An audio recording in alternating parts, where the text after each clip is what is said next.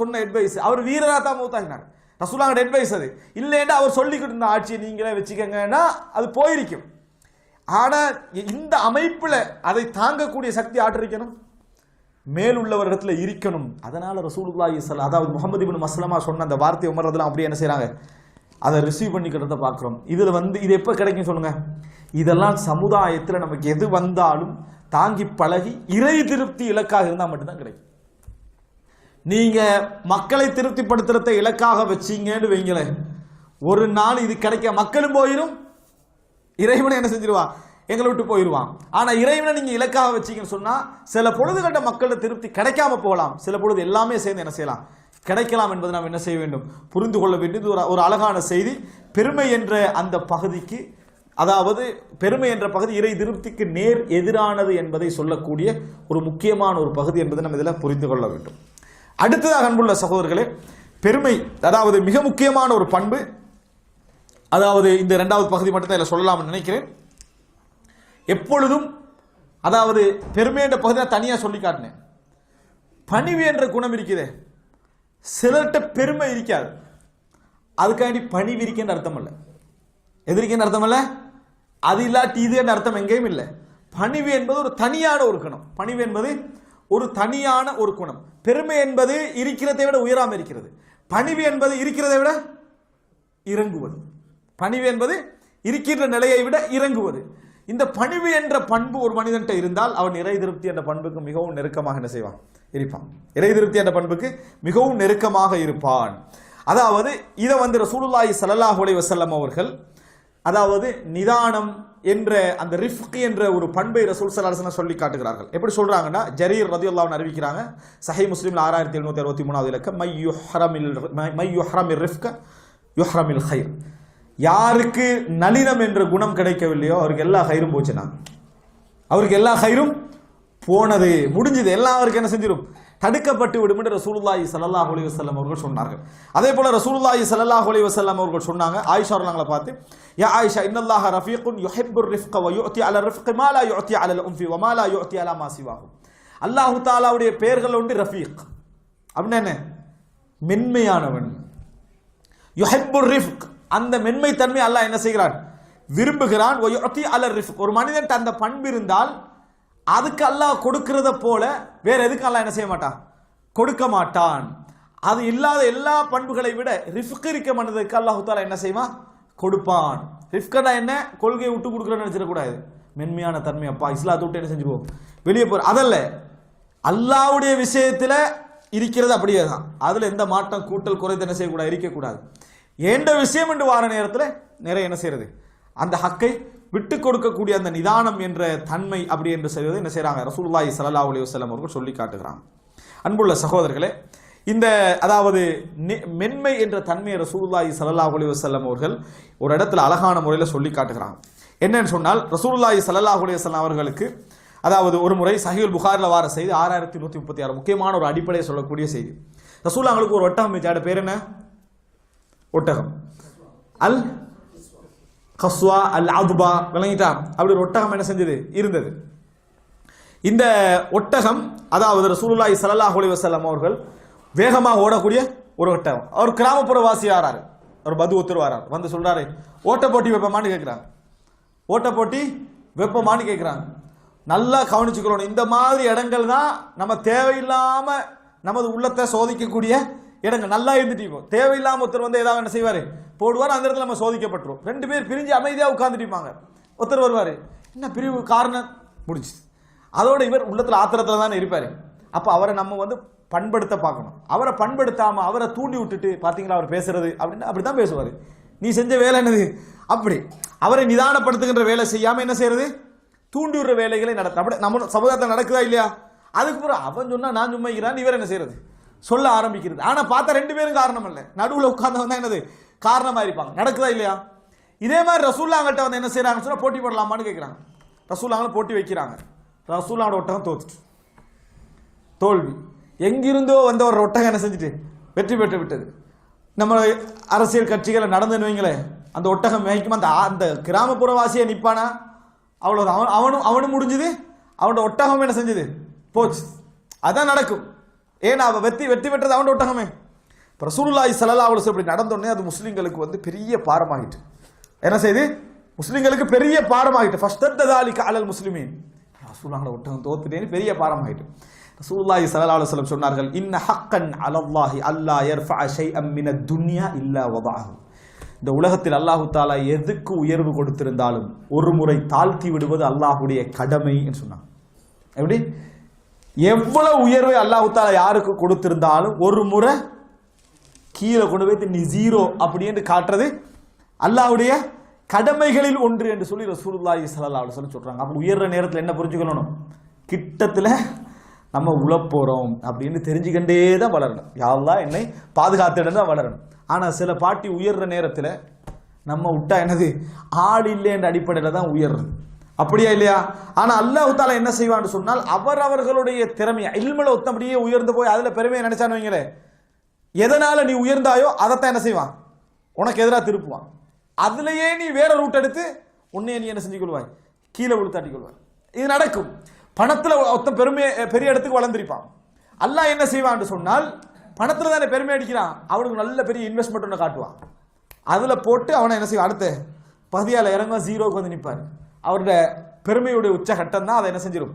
அதை மறைச்சிடும். எனவே பணி விரிக்குதே. ரசூலுல்லாஹ் உடனே நீங்க சொன்ன வார்த்தை என்ன? இந்த உலகத்தில் எது உயர்ந்தாலும் அதை ஒரு முறை தாழ்த்துவது அல்லாஹ்வுடைய கடமைகளில் உண்டு. அதனால தான் இந்த உலகத்தில் அல்லாஹு தாலா எப்படிப்பட்ட ஆட்சியாளனாக இருந்தாலும் சரி, திறமையாளனாக இருந்தாலும் சரி, அறிவாளியாக இருந்தாலும் சரி, பணக்காரனாக இருந்தாலும் சரி, அவன் பார்த்துட்டீக்க இன்னொத்தனை வளர்ப்பான். அவன் பார்த்துட்டீங்க இன்னொத்தனை வளர்ப்பா. ஏன் தெரியுமா? நீ பொறாமப்படையல. இதுதான் உலகம்.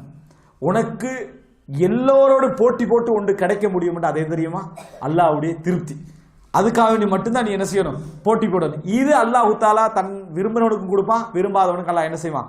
கொடுப்பான் என்று நினைக்க வேண்டும் என்பதற்கு தான் இந்த விஷயத்தை அல்லாஹ் தாலா என்ன செய்யறான்? சரி, அப்ப ரசூலுல்லாஹி ஸல்லல்லாஹு அலைஹி வஸல்லம் சொல்றாங்க இது கடமை அப்படின்னு ரசூலுல்லாஹி ஸல்லல்லாஹு அலைஹி வஸல்லம் சொல்லக்கூடிய செய்தியை நம்ம என்ன செய்கிறோம்? பார்க்கிறோம். அதுபோல் அன்புள்ள சகோதரர்களே, ரசூலுல்லாஹி ஸல்லல்லாஹு அலைஹி வஸல்லம் அவர்கள் ஒரு வார்த்தை சொல்கிறார்கள்.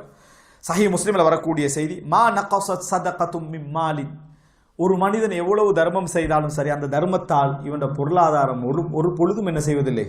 குறைவது கிடையாது. ஒரு பொழுதும் குறைவது கிடையாது. மன்னிப்பதால் ஒரு அடியானுக்கு கண்ணியம் அதிகரிக்குமே தவிர எது பிரச்சனையாகாது. அவனுக்கு வந்து எந்த விதமான தாழ்வும் அவனுக்கு ஏற்படாது. மன்னிச்சுட்டு போறதுனால எதுவும் சொல்லலாம், ஆனா அவனுக்கு தாழ்வு அல்லாஹ் தஆலா ஏற்படுத்த மாட்டான். கண்ணியத்தை தான் அல்லாஹ் தஆலா என்ன செய்வான்? ஏற்படுத்துவான்.